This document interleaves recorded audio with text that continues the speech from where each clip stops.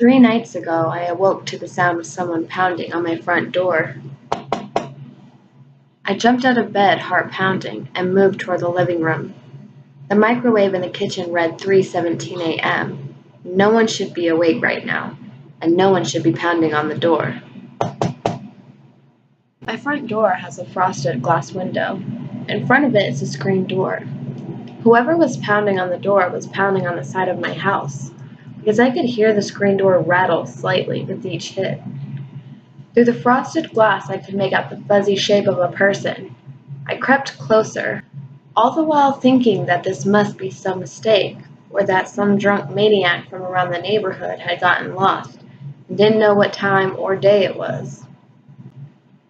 I peeked out of the one clear spot in the door.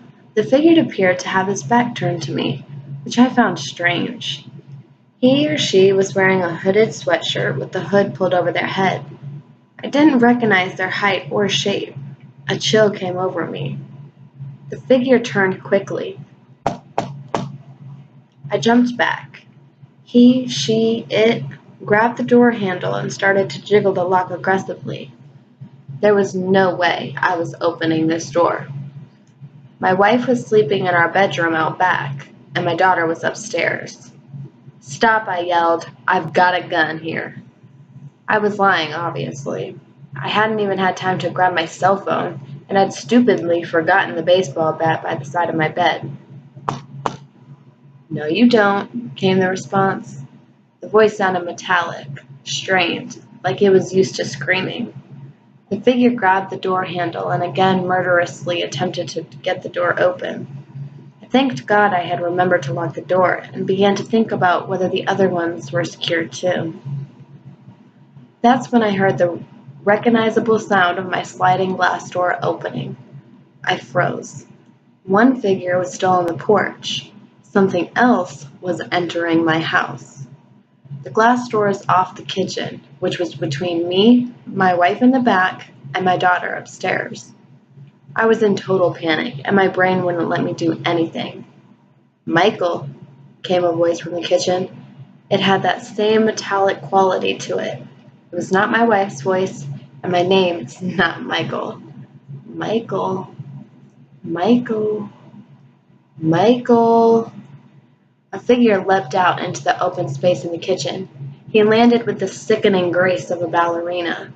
He was tall, lanky, his back was to me, but it was as if he knew exactly where I was.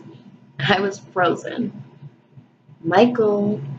He spun around and I found myself staring into a mask of death. Eyelids had been stitched shut, but the mouth curled up into a wide grin. The thing cocked his head sideways. "Not," it began, "Michael." The door jiggling. The figure on the porch was furiously pounding on the door. I felt stuck. Suddenly, a light turned on in the back. "James? What's going on?" My wife had woken up. At the sudden flood of light, the thing in the kitchen spun and recoiled. I found my courage and lunged at the creature, but it shrugged me off as if it were disciplining an overzealous dog. I landed on the kitchen floor, and the thing fled the kitchen, out the same way it got in. Gone also was the figure from the porch. I looked at the clock. 3:23.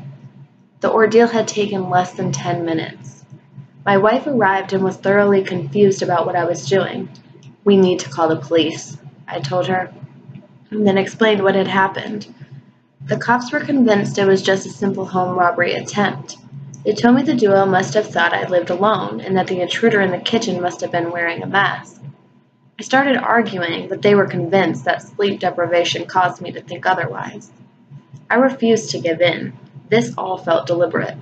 Who was Michael, and what the hell had he gotten himself wrapped up in? What would have happened had my wife not woken up and turned on that light? I've spent the last few nights wide awake and armed in the living room. Things have been quiet, but I can't shake the feeling that they'll be back, that despite their apparent mistake, it will be me who ends up paying the ultimate price.